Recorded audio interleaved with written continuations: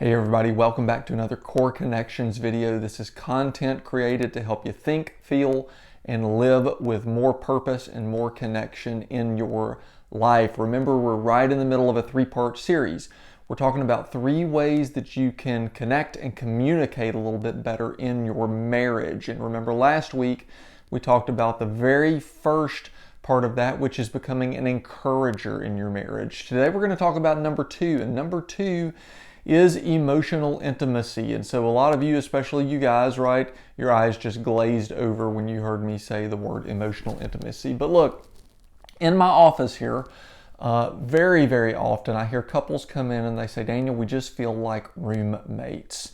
We don't really feel connected anymore. We just kind of pass each other in the hallway. The passion's gone, the excitement's gone.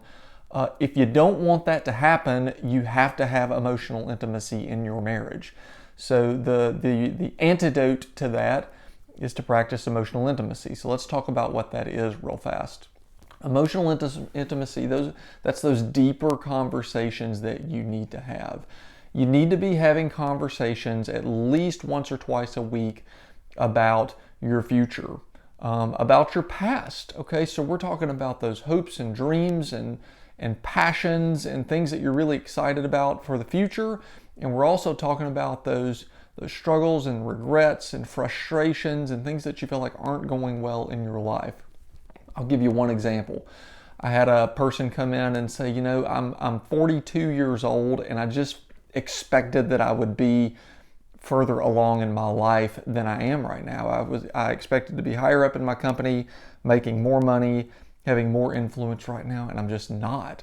I had another person come in and they say, you know, I hear my pastor talking all the time about, you know, you need to be discipling people. And I look at my life and I say, who have I really discipled? Have I really made any difference for the kingdom of God?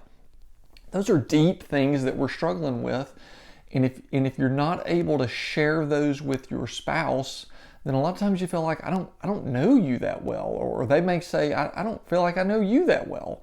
So we've got to have those deeper, emotionally intimate conversations. So here's your quick tip in your homework. You encouraged each other all week last week. This week, I want you to pick one day. I'm going to go easy on you. One day or one evening, and I want you to sit down and be intentional about having a 10 or 15 minute conversation that goes a little bit deeper. Talk about where we're headed in our marriage and our family, where we're headed in our life. What are some things we're struggling with that we regret, that we feel like we haven't accomplished that we want to? See if it doesn't make you a little bit more connected and help you communicate a little bit better.